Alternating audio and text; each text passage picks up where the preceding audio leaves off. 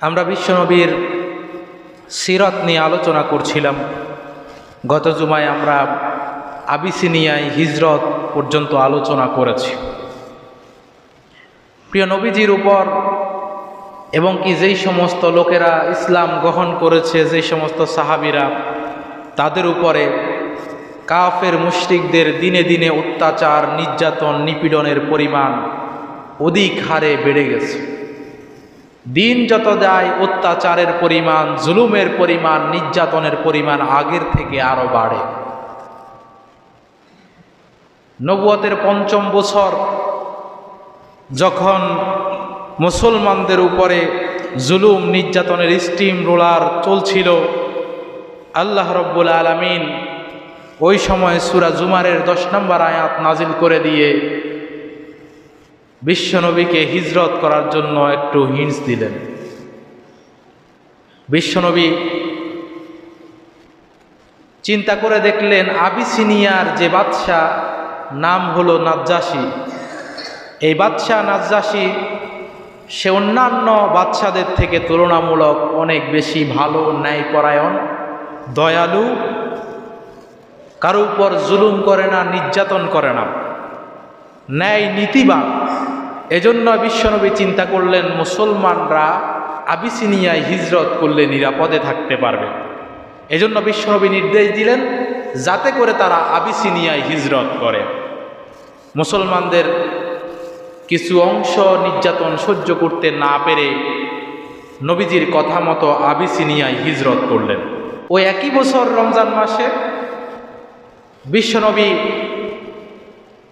কাবা শরীফের ভিতরে প্রবেশ করলেন। সেখানে পুরো কাবা শরীফ ভর্তি মানুষ ছিল। তাদের সামনে বিশ্বনবী সূরা নাজম থেকে চিৎকার করে জোরে জোরে তেলাওয়াত করা শুরু করলেন। বিশ্বনবী যখন সূরা নাজম থেকে তেলাওয়াত করছেন, উপস্থিত যেই সমস্ত কাফের মুশরিকরা ছিল, নবীজির ওই মধুর তেলাওয়াত সবাই মন্ত্রমুতির মতো শুনতে লাগলো। নবীজি তেলাওয়াত করতে করতে ৬২ নম্বর আয়াত পর্যন্ত যখন তেলাওয়াত করলেন, সেটি ছিল সিজদার আয়াত। নবীজি সিজদার আয়াত তেলাওয়াত করে নিজেই সিজদায় গেলেন। সঙ্গে সঙ্গে কাফের মুশরিকরাও আমার নবীর সাথে সিজদায় চলে গেলেন। সুবহানাল্লাহ। সিজদা দেখে যখন দাঁড়ালেন উঠে, তাদের হুঁশ ফিরে আসলো। সবাই একে অপরের দিকে তাকানো শুরু করলো, বলতে লাগলো আমাদের কি হলো, এটা আমরা কি করলাম? আমরা এসেছিলাম মুহাম্মদকে বাধা দিতে, সে জায়গায় আমরা মুহাম্মদের অনুসারী হয়ে আমরাই সিজদায় পড়ে গেলাম। অথচ আমাদের উচিত ছিল মুহাম্মদের তেলাওয়াত বন্ধ করে দেওয়া, শোরগোল সৃষ্টি করা, যাতে অন্যরা তেলাওয়াত শুনতে না পারে। নিজেরা লজ্জায় পড়ে গেল। এই ঘটনা বাইরের দিকে চতুর্দিকে ছড়িয়ে পড়লো। যাইতে যাইতে আবিসিনিয়ায় যে মুসলমানরা হিজরত করেছে তাদের কাছে পৌঁছলো। ঘটনার পালাক্রমে একজন থেকে দুইজন, দুইজন থেকে তিনজন হতে হতে ঘটনা চেঞ্জ হয়ে তাদের কাছে পৌঁছলো। এখানে শুধুমাত্র তারা কোরআন তেলাওয়াতে মুগ্ধ হয়ে নবীজির সাথে সিজদা করেছিল, কেউ কিন্তু ঈমান আনে নাই। কিন্তু আবিসিনিয়ায় ওই সমস্ত মুহাজিরদের কাছে সংবাদ গেল, কাবা শরীফের ভিতরে নবীজির তেলাওয়াত শুনে সবাই নবীজির সাথে একসাথে রবকে সিজদা করেছে এবং সবাই ঈমান এনে মুসলমান হয়ে গেছে। তারা চিন্তা করলেন এখন তো মক্কা মোটামুটি নিরাপদ, নিজের জন্মভূমিতে আমরা তাহলে ফিরে যেতে পারি। সবাই রওনা দিলেন। আস্তে আস্তে যখন তারা মক্কার কাছাকাছি আসলেন, জানতে পারলেন যেটা তারা শুনেছে বিষয়টা সম্পূর্ণ মিথ্যা ছিল, গুজব ছিল। তারা ইসলাম গ্রহণ করেনি। কিছু লোক সেখান থেকে আবার আবিসিনিয়ার দিকে চলে গেছে, আবার কিছু লোক মক্কায় প্রবেশ করেছে। কিন্তু আস্তে আস্তে নির্যাতনের পরিমাণ তো আগের থেকে আরো বাড়ছে। ইতিপূর্বে তারা আবিসিনিয়ায় প্রথমবার যখন হিজরত করেছিল, নির্যাতন যত হয়েছে, এখন নির্যাতনের পরিমাণ তার চাইতে আরো দ্বিগুণ হয়ে গেছে, আরো বেড়ে গেছে। সাহাবায়ে কেরাম এই নির্যাতন সহ্য করতে পারছে না।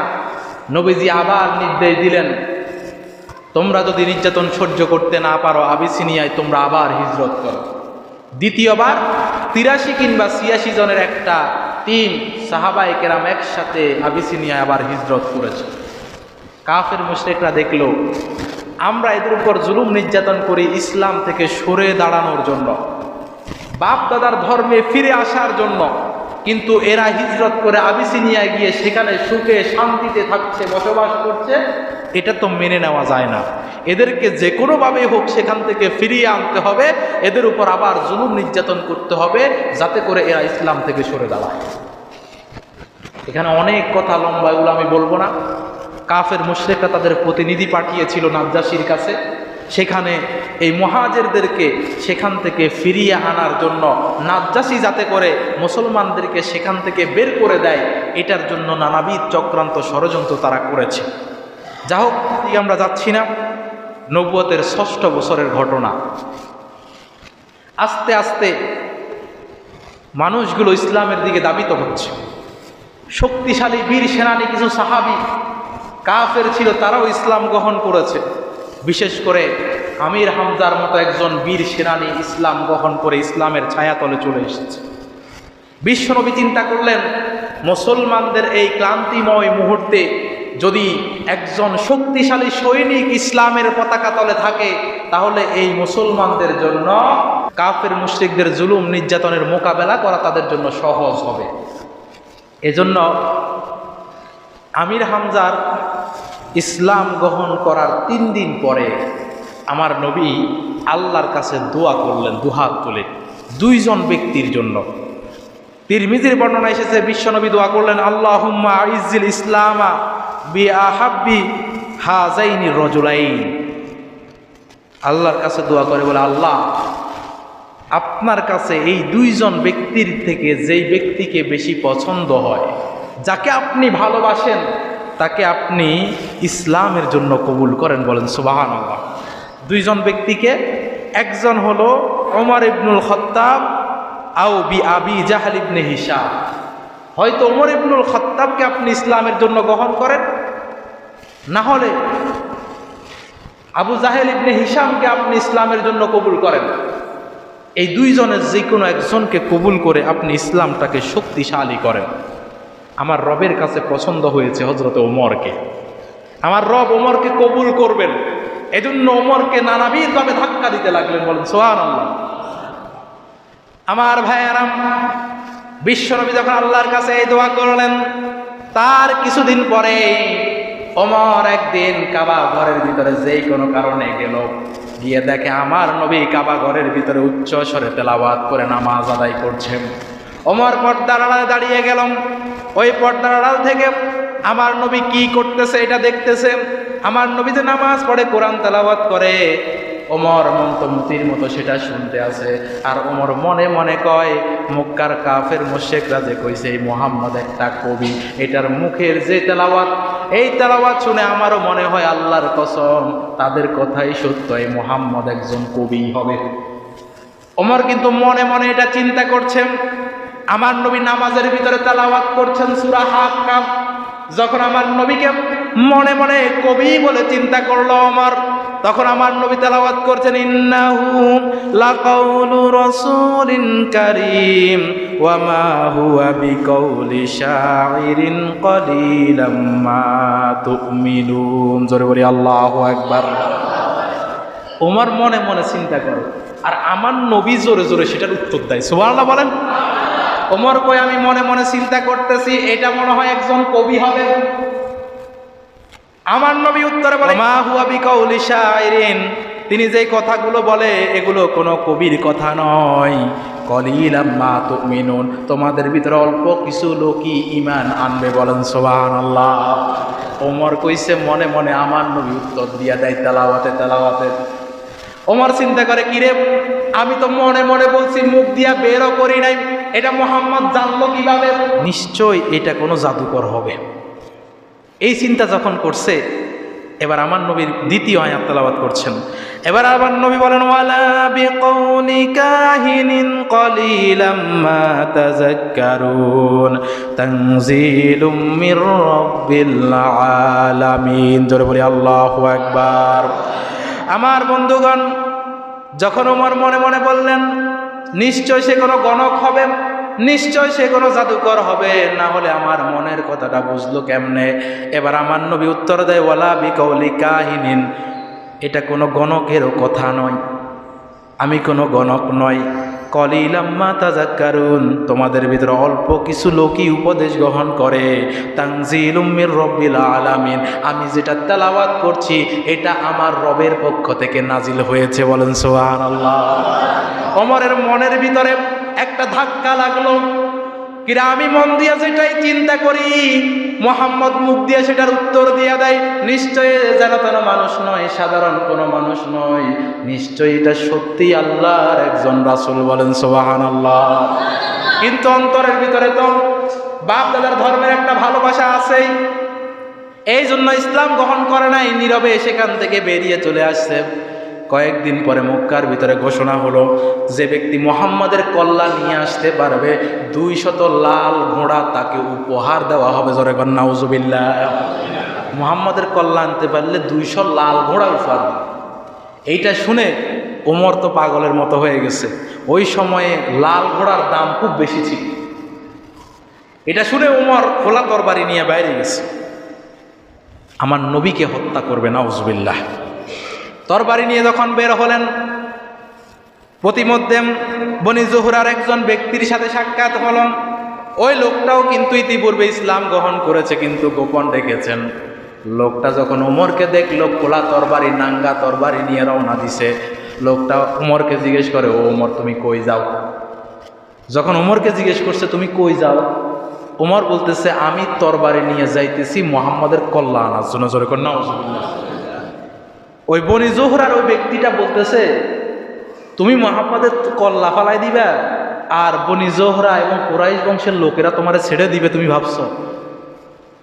সঙ্গে সঙ্গে ওমরের মাথা প্রচন্ড গরম হয়ে গেছে, চেহারা লাল হয়ে গেছে। ওমর কয় আমার তো তোমার কথা শুনে মনে হচ্ছে তুমিও ইসলাম গ্রহণ করছো। লোকটা দেখলো যে এবার তো বিপদ আমার দিকে আসে, কয় তুমি নিজের খবর রাখনি, নিজের ঘরের খবর নাই, আরেকজনের খবর নিতে আসছো। নিজের ঘরে তোমার বোন জামাই ইসলাম গ্রহণ করছে, তাদের খবর নাই, আমি আইসো আর ইসলামের খবর নিতে, আসছো মুহাম্মাদের মাথা নিতে, আগে নিজের ঘরের বিচার করো। এই কথা শোনার পরে ওমর প্রচন্ড রাগান্বিত হলেন। তরবারি নিয়ে মুহাম্মাদের কল্যাণ আনতে না গিয়ে আবার নিজের বোন এবং বোন জামার বাড়িতে গেছেন। বোনের নাম হলো ফাতিমা, বোন জামাইয়ের নাম হলো সাইদ। দোনোজনের বাড়ির সামনে গিয়ে যখন দরজায় করাঘাত করে, ঘরের ভিতরে খাব্বাব রাদিয়াল্লাহু তাআলা আনহু বোন এবং বোনের জামাইরে কোরআন শিখায়। বলেন সুবহানাল্লাহ। সূরা তাহার তেলাওয়াত চলছে, খাব্বাব তাদেরকে সূরা তাহার তালিম দিচ্ছেন। ঘরের দরজায় যখন করাঘাত করলো, ভিতর থেকে জিজ্ঞেস করলো কে?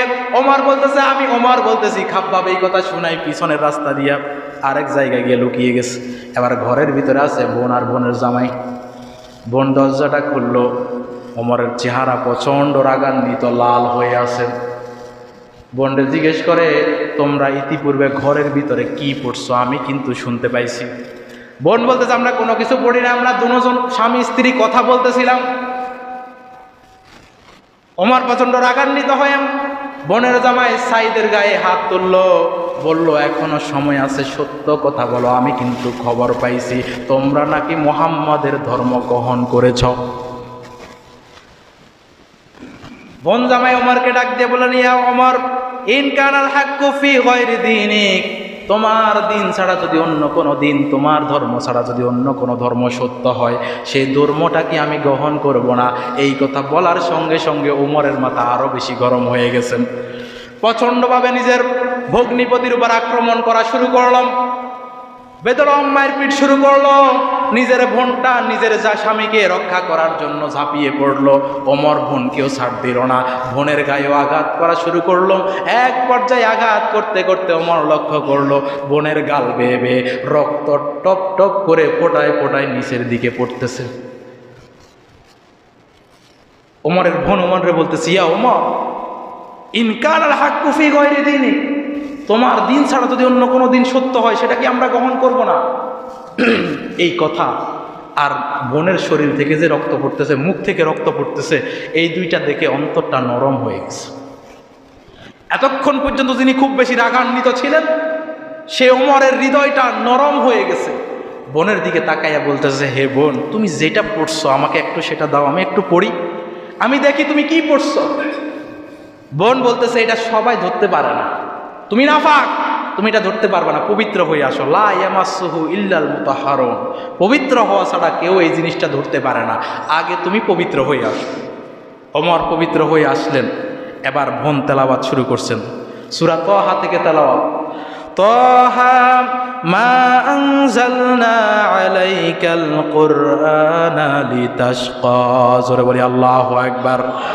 একে একে একটা একটা করে আয়াত তেলাওয়াত করে, আর ওমর মন্তমতির মতো শুনে আর নিজের চোখের পানিগুলো বেয়ে বেয়ে নাটিতে পড়তে থাকে। তেলাওয়াত করতে করতে যখন 12 নম্বর আয়াত পর্যন্ত তেলাওয়াত করলো, এবার এমন একটা আয়াত আসছে, আল্লাহ রাব্বুল আলামিন বলেন, ইন্নানি আনাল্লাহ লা ইলাহা ইল্লা আনা ফা'বুদুনি ওয়া আকিমিস সালাতা লিযিকরি। জোরে বলি আল্লাহু আকবার। আল্লাহ রাব্বুল আলামিন বলেন, ইন্নানি আনাল্লাহ, নিশ্চয় আমি হলাম আল্লাহ।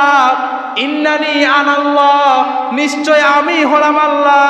লা ইলাহা ইল্লা আনা ফা'বুদুনি, আমি ছাড়া আর কোনো আল্লাহ নাই, আমি ছাড়া আর কোনো ইলাহ নাই। ফা'বুদুনি, সুতরাং আমার ইবাদত করো, আর কারো ইবাদত করো না। ওয়া আকিমিস সালাতা লিযিকরি, আর আমার স্মরণে তোমরা আমার পায়ে সিজদা করো, নামাজ পড়ো। বলেন সুবহানাল্লাহ। যখন এই আয়াত পর্যন্ত তেলাওয়াত করলাম, ওমরের হৃদয়ের ভিতরে আল্লাহ হেদায়েতের আলো ঢেলে দিলেন। ওমর মুহূর্তের মধ্যে পাল্টে গেল। ওমর আবার বোনকে বলে, এটার চাইতে উত্তম কথা, এটার চাইতে ভালো কথা আর কিছু হতে পারে না। ও আমার বোন, আমাকে একটু মুহাম্মদের কাছে নিয়ে যাও, আমি ওই মুহাম্মদের কাছে ইসলাম গ্রহণ করব। বলেন সুবহানাল্লাহ। বাইর হয়েছিল তরবারি নিয়ে মুহাম্মদের মাথা নিব, কিন্তু নিজেই মুহাম্মদের কাছে মাথা দিতে প্রস্তুত হয়ে গেছে। বলেন সুবহানাল্লাহ। এটাই এই কোরআনের পাওয়া, এটাই এই কোরআনের পাওয়া। যদি হেদায়েতের উদ্দেশ্যে কোরআনের কাছে আসতে পারেন, কোরআন অবশ্যই হেদায়েত দিবে। নবীজি দারুল আরকামে সাহাবাদের সাথে মিটিং করতেছে অথবা তালিম দিচ্ছে, সেখানে ওমরকে নিয়ে যাওয়া হলো দারুল আরকামে। ওমর দরজায় করাঘাত করে, ভিতর থেকে সাহাবায়ে কেরাম জিজ্ঞেস করছে, কে? ওমর বলতেছে, আমি ওমর।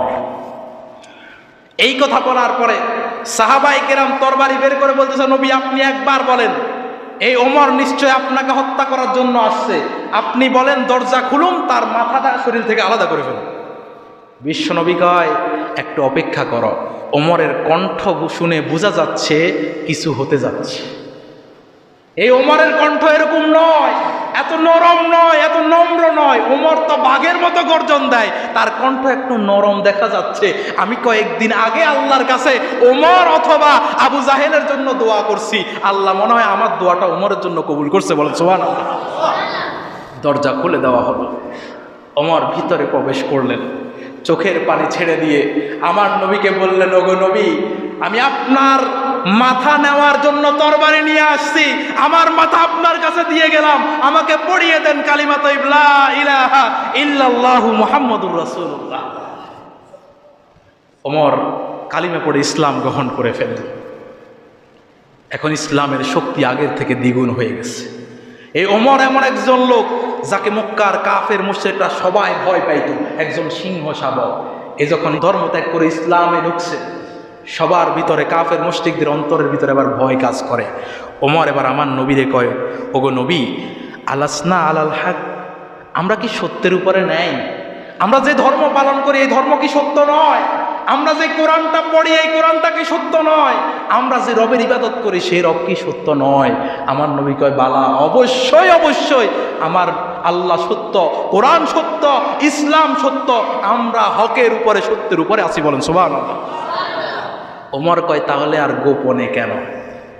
কেন গোপনে দাওয়াত? এবার প্রকাশ্যে হকের দাওয়াত চলবে। বলেন সুবহানাল্লাহ। বিশ্বনবী কয়, এখনো সময় আসে নাই, এখনো ইসলামের সেই সুসময় আসে নাই প্রকাশ্যে দাওয়াত দিব। আমাদের উপর চতুর্মুখ থেকে নির্যাতন জুলুম চলছে, এই মুহূর্তে প্রকাশ্যে দাওয়াত দেওয়ার সময় না। ওমর বলতেছেন, ওগো নবী, আপনি শুধুমাত্র একবার আমাকে অনুমতি দেন, দেখেন না আমি কি করি। বিশ্বনবী অনুমতি দিলেন। অবশেষে 11 জন সাহাবী নিয়ে আমির হামজাকে সবার শেষে দিলেন, তিনি ছিলেন সবার সামনে। একসাথে আল্লাহর নামে স্লোগান দিতে দিতে কাবা শরীফে প্রবেশ করছে। ইসলামে প্রথমবার প্রকাশ্যে কাবা শরীফে মুসলমানরা তাকবীর দিয়ে প্রবেশ করল। প্রকাশ্যে কাবা শরীফ তাওয়াফ করলো, সেখানে নামাজ পড়লো, তাকবীর এমনভাবে তাকবীর দিছে কাবা শরীফ কেঁপে উঠলো, বলেন সুবহানাল্লাহ। এবার বাইরে এসে দাঁড়াইছে, নিজের তরবারিটা উন্মুক্ত করলো, দাঁড়িয়ে সমস্ত কাফের মুশরিকদের উদ্দেশ্যে চিৎকার মেরে মেরে বলতে লাগলো, তোমাদের ভিতরে কে এমন আছো নিজের মায়ের বুক খালি করতে চাও? তোমাদের ভিতরে কে এমন আছো নিজের সন্তানদেরকে এতিম করতে চাও? তোমাদের ভিতরে কে আছো নিজের স্ত্রীকে বিধবা বানাতে চাও? আসো, আমার সামনে আসো। আমাদেরকে কাবাঘর থেকে নিষেধ করবা, বাধা দিবা, আমাদেরকে তাওয়াফ করা থেকে বাধা দিবা, আমাদেরকে আল্লাহর নামের স্লোগান দেওয়া থেকে বাধা দিবা। কার সাহস আছে? আসো। এক কোপে তার মাথা শরীর থেকে আলাদা করে ফেলল। আবু জাহেল, উতবা, সাইবা সবাই ভয়ে ওখান থেকে পালায়ে গেছে। ওমরের সামনে যাওয়া যাবে না, সামনে গেলে মাথা আর সাথে থাকবে না। কিন্তু দিন যত যায় কাফেরদের ষড়যন্ত্র কিন্তু তত বাড়ে। ইতিপূর্বে নানাবিধ ষড়যন্ত্র তারা করছে, সবগুলোতে ফেল মারছে, কোনোটাই সফল কাম হয় নাই। এখন চিন্তা করতেছে আগের মতো যদি ওরকম করতে যায়, এখন কিন্তু ওমরও তাদের দলে, আমির হামজাও তাদের দলে, তাদের শক্তি অনেক। এখন বুঝে শুনে কাজ করতে হবে, সামনের দিকে পা ফেলতে হবে বুঝে শুনে। এজন্য কি করা যায়? সবাই মিলে বসছে, সিদ্ধান্ত নিছে তাকে ভীতি প্রদর্শন করলাম, কোনো লাভ হয় নাই। হুমকি ধামকি দিলাম, কোনো লাভ হয় নাই। প্রাণ নাশের জন্য চেষ্টা করলাম, তাতেও কোনো কাজ হয় নাই। যত রকমেরই আমরা ষড়যন্ত্র চক্রান্ত করছি, কোনো কিছুই কাজে আসে নাই। এখন নতুন একটা চিন্তা কি, সেটা হলো তার সাথে সমঝোতা বিধান করা যায় কিনা। দেখো, রাসূলুল্লাহ সাল্লাল্লাহু আলাইহি সাল্লাম কাবা গিয়ে তাওয়াফ করতেছেন, এমত অবস্থায় আব্দুল উজ্জা, ওয়ালিদ ইবনে মুগীরা, উমাইয়া বিন খালফ, এরা সবাই বিভিন্ন গোত্রের নেতা, এরা সবাই নবীর কাছে গেছে, গিয়ে আমার নবীরে বসায় বলতেছে, শুনো, আর কত, আমরা সবাই তো একই জনপদের অধিবাসী, কত ভেজাল করবো, কিলাকিলি করবো, মারামারি করব। আমরা আমাদের বাপদাদার ধর্ম ত্যাগ করব না, তুমিও আবার নিজের বাপদাদার ধর্মে আসবা না। তোমার ধর্ম তুমি প্রচার করতেছ, আমাদের ধর্ম আমরা পালন করতেছি। এখন আসো, একটা সমঝোতা করা যায় কিনা। তুমি যে রবের ইবাদত করো, আমরাও সে রবের ইবাদত করুম, তবে শর্ত হলো তুমি আবার আমরা যে রবের ইবাদত করি সে রবের ইবাদত করতে হবে। রাজি থাকলে বলো, মানে আল্লাহও খুশি থাকুক, শয়তানও নারাজ না হোক। আমাদের মূর্তি পূজাও তুমি করবা, তোমার রবের পূজাও আমরা করব। যখন এই প্রস্তাব আমার নবীকে দিল, আমার নবী কিছুই বললেন না, চুপ করে সেখান থেকে চলে আসলেন। আল্লাহ রাব্বুল আলামিন সঙ্গে সঙ্গে সূরাতুল কাফিরুন নাজিল করে দিলেন, বলেন সুবহানাল্লাহ। আল্লাহ রাব্বুল আলামিন নাজিল করে দিলেন, কুল ইয়া আইয়ুহাল কাফিরুন, হে নবী আপনি কাফেরদেরকে বলে দেন, লা আ'বুদু মা তা'বুদুন, তোমরা যার ইবাদত করো আমি তার ইবাদত করি না, ওয়ালা আনতুম আবিদুনা মা আ'বুদ, তোমরা যার ইবাদত করো আমি তার ইবাদতকারী নয়, আর আমি যার ইবাদত করি নিশ্চয় তোমরা তার ইবাদত করো না। সুতরাং বিধান হলো লাকুম দীনুকুম ওয়ালিয়া দিন, তোমাদের ধর্ম তোমরা পালন করো, আমার ধর্ম আমি পালন করি, আমি আমার ধর্ম ছেড়ে তোমাদের ধর্ম পালন করতে যাব না। তোমরা তোমাদেরটা নিয়ে থাকো, আমি আমারটা নিয়ে থাকি, বলেন সুবহানাল্লাহ। তারা বলছে কি, হে মুহাম্মদ তুমি 1 বছর আমাদের দেবদেবীর পূজা করবা, পরের বছর আমরা তোমার আল্লাহর ইবাদত করব। তবে এখানেও কিন্তু ষড়যন্ত্র ছিল, এদের উদ্দেশ্য ছিল কোনোরকমভাবে যদি 1 বছর মুহাম্মদরে দিয়া আমাদের মূর্তির পূজা করাইতে পারি, তাহলে দেখবো ওই 1 বছরে যারা মুহাম্মদের উপর ঈমান আনছে সবগুলারে সাইজ কইরা ইসলাম থেকে নিয়ে আসা যাবে। আর পরের বছর আমরা স্বৈরাচার হয়ে যাব, আমরা মানুম না বিচার, আমরা তোমার রবের ইবাদত করতে বাধ্য না। এরকম পরিকল্পনা কিন্তু তাদের মাথায় আছে। এটা দুনিয়ার কেউ না জানুক, আল্লাহ জানে কি জানে না। প্রিয় ভাইয়েরা আমার, আল্লাহ রাব্বুল আলামিন আমার নবীকে বলেন, তারা আপনাকে যে সমঝোতার অফার দিয়েছে আপনি তাদেরকে বলেন, কুল আফা গায়রাল্লাহি তা'মুরুনি আ'বুদু আইয়ুহাল জাহিলুন, আপনি তাদেরকে বলেন, ও জাহেলরা, ও অজ্ঞরা, তোমরা কি আমাকে আল্লাহ ছাড়া অন্যের ইবাদত করার আদেশ করছো? আল্লাহ ছাড়া অন্য কারো ইবাদত করার আদেশ করতেছ? আমি আল্লাহ ছাড়া অন্য কারো ইবাদত করবো না, বলেন সুবহানাল্লাহ। প্রিয় ভাইয়েরা আমার, সকল ষড়যন্ত্র সব কিছুই নস্যাৎ। দেখলো যেন হুমকি দামকি তো কাজ হয় না, একটা সমঝোতা করতে চাইছিলাম, এইটাও কবুল করে না। তা একে একে সব কিছুই বিনষ্ট হয়ে যাচ্ছে, সব ষড়যন্ত্র চক্রান্ত নস্যাৎ হয়ে যাচ্ছে, কি করা যায়? এবার চিন্তা করছে মুহাম্মদরে আটকাইতে হবে, যে কোনোভাবে মুহাম্মদরে আটকাতে হবে। কি করা যায়? সবাই মিলে পরামর্শ করছে। পরামর্শ করার পরে নজর বিন হারিসকে পাঠাইছে যে যাও সেখানে গিয়ে বড় বড় যেই সমস্ত ইহুদি পণ্ডিতরা আছে তাদেরকে বলবা আমাদের এলাকায় এমন একজন লোক আছে যে নিজেকে নবী দাবি করে, যে মানুষের কাছে এক আল্লাহর দাওয়াত পৌঁছাইয়া দেয়। ওই লোকটা আসলে কি আল্লাহর নবী কিনা এটা যাচাই করতে হলে আমরা কি করতে হবে? তাদের থেকে একটু বুদ্ধি নিয়ে আসো, পরামর্শ নিয়ে আসো। নজর বিন হারিস যখন গেছে, মদিনার পণ্ডিতগুলা, ইহুদি পণ্ডিতগুলা বলছে তোমরা তার কাছে গিয়ে 3টা প্রশ্ন করবা, যদি এই 3টা প্রশ্নের উত্তর সে দিতে পারে তাহলে বুঝবা সে সত্য নবী, আর যদি উত্তর দিতে না পারে তাহলে বুঝবা এই ভণ্ড, সত্যিকারের নবী নয়। 3টা প্রশ্ন কি? 1 নাম্বার প্রশ্ন, প্রথম যুগের ওই যুবকদের সম্পর্কে তুমি কি জানো? 2 নাম্বার প্রশ্ন, কে সে ব্যক্তি যে ব্যক্তি পূর্ব থেকে পশ্চিম দিগন্ত পর্যন্ত পুরা পৃথিবী ভ্রমণ করেছে? 3 নাম্বার প্রশ্ন, মা হুয়ার রূহ, রূহ কি জিনিস? এই 3টা প্রশ্ন তাকে করবা। তারা এসে আমার নবীরে 3টা প্রশ্ন করছে। এখান দিয়ে মনে মনে খুব খুশি, মুহাম্মদ যদি উত্তর দিতে না পারে তাহলে তো ধরা খাইছে। নবীকে 3টা প্রশ্ন করলো। নবী বলতেছে ঠিক আছে, আমি কালকে তোমাদেরকে উত্তর দিব। কারণ নবী তো নিজ থেকে কিছু বলেন না, যে প্রশ্নগুলো করছে নবীর চিন্তা হলো জিব্রাইলের মাধ্যমে ওহী নিয়ে প্রশ্নগুলোর উত্তর নিয়ে আসবে, আমি তখন আগামীকালকে তাদেরকে উত্তরগুলো বলে দেব। পরের দিন আসছে, নবীর কাছে ওহী আসে না, জিব্রাইল আসে না। নবীর কাছে আসছে, বলছে ঠিক আছে আগামীকালকে উত্তর দিব। আগামীকালকে আসছে, ওই দিনও জিব্রাইল আসে না। নবী বলতেছে আগামীকালকে। যাইতে যাইতে 15 দিন চলে গেছে। কাফের মুশরিকরা এখান থেকে খুব খুশি, মুহাম্মদ যদি আসলেই সত্য নবী হইতো তাহলে তো উত্তর দিতে পারতো।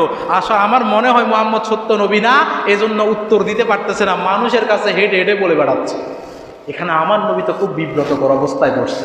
কিরে জিব্রাইল কেন আসে না, কেন ওহী নিয়ে আসছে না, উত্তরগুলো নিয়ে আসছে না, আমি উত্তর দিতে পারতেছি না। এখানে আমার নবীর একটা জিনিস স্মরণে ছিল না, ভবিষ্যতের কোনো কাজের আগে আমরা ইনশাআল্লাহ বলতে হয়, আল্লাহ যদি চান তাহলে আমি এটা করব।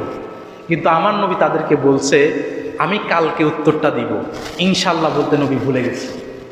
ইনশাআল্লাহ না বলার কারণে আল্লাহ পরের দিন ওহী পাঠান নাই। পরের দিনও ইনশাআল্লাহ না বলার কারণে আল্লাহ ওহী পাঠান নাই।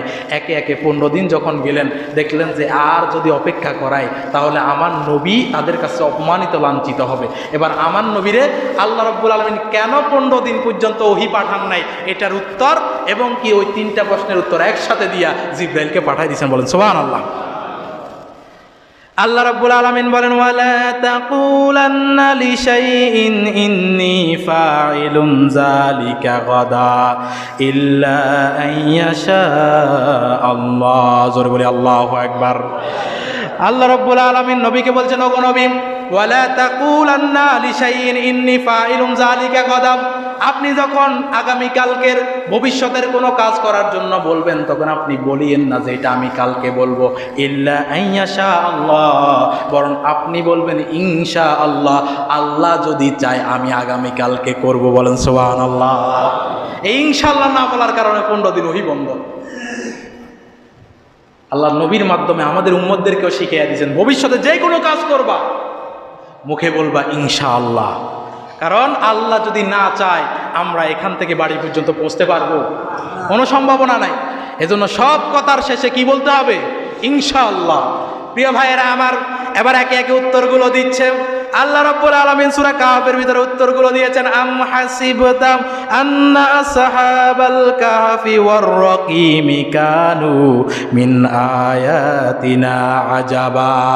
1 নাম্বার প্রশ্নের উত্তর আল্লাহ রাব্বুল আলামিন বলে ওই যুবকগুলা হলো আসহাবে কাহফ, গুহাবাসী। যে গুহাবাসীরা 7 জন যুবক ছিল, তারা গুহার ভিতরে প্রাণনাশের ভয়ে গুহার ভিতরে প্রবেশ করেছে। আল্লাহ তাদেরকে 309 বছর পর্যন্ত ঘুম পাড়িয়ে রেখেছেন। বলেন সুবহানাল্লাহ। 309 বছর পরে তাদেরকে আবার জাগ্রত করেছেন। বলেন সুবহানাল্লাহ। এরা হলো তারা। 2 নাম্বার প্রশ্ন ছিল কোন সে ব্যক্তি যে পূর্ব দিগন্ত থেকে পশ্চিম দিগন্ত পর্যন্ত পুরাটাই ভ্রমণ করেছে? আল্লাহ উত্তর দিলেন, ওয়ায়াসআলুনাকা আন যিল কারনাইন কুল সাআতলু আলাইকুম মিনহু যিকরা। জোরে বলি আল্লাহু আকবার।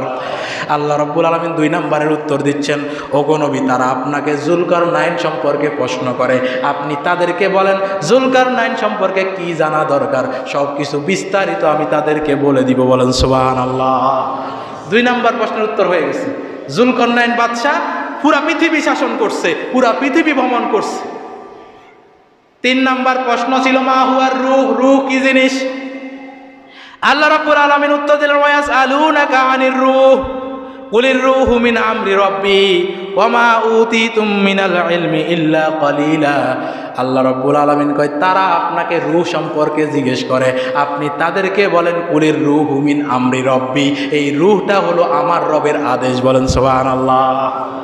আপনি চিন্তা করেন না, এই যে মানুষগুলোর ওপেন হার্ট সার্জারি করা হয়, পুরা শরীর কেটে ফেলা হয়, কিডনি নষ্ট হয়ে গেছে, লিভার নষ্ট হয়ে গেছে, হার্টের বাল্ব চলে গেছে, অনেক সমস্যা, এগুলো সব কিছু ঠিক করা যায়। যার রূহ চলে গেছে, রূহটা কি আবার দেওয়া যায়?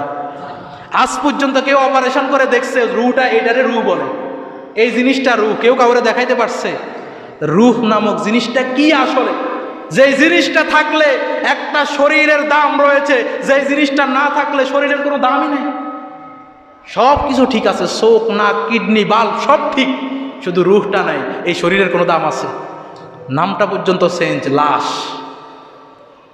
রূহ ছাড়া কোনো দাম নাই। এই রূহটা কি জিনিস এটা দেখাও তো যায় না। তারা মনে করছে এই প্রশ্ন করলে মুহাম্মদ উত্তর দিতে পারবে না। আল্লাহ কয়, কুলির রূহু মিন আমরি রাব্বি, এটা আমার রবের আদেশ। আল্লাহ আদেশ করছে, সে ব্যক্তি জীবিত, আল্লাহ আদেশ উঠাইয়া নিছে, তার কোনো দাম নাই, তার রূহটা চলে গেছে। 3টা প্রশ্নের উত্তর যখন তাদেরকে দিয়ে দিল, লোকগুলো চিন্তা করে, হায় রে, কতবার যে চেষ্টা করলাম আটকানোর জন্য, মুহাম্মদের তো আটকানোই সম্ভব হয় না, যতই চক্রান্ত করি লাভ হয় না। এবার আবার নতুন পদক্ষেপ কি ইনশাল্লাহ আমরা আগামী জুমা থেকে আলোচনা করব। আজকে যেহেতু আমাদের সময় শেষ, আমি এখানেই শেষ করে দিচ্ছি। আল্লাহ রাব্বুল আলামিন আমাদেরকে যতটুকু আলোচনা করেছি কথাগুলোর উপর আমল করার তৌফিক দান করুন, সকলে আমিন। রব্বে কারীম আমাদেরকে নবীর জীবনী সম্পর্কে জেনে এই নবীর সিরাত অনুযায়ী আমল করার তৌফিক দান করুন, সকলে আমিন। ওয়া আখিরু দাওয়ানা আলহামদুলিল্লাহি রাব্বিল আলামিন।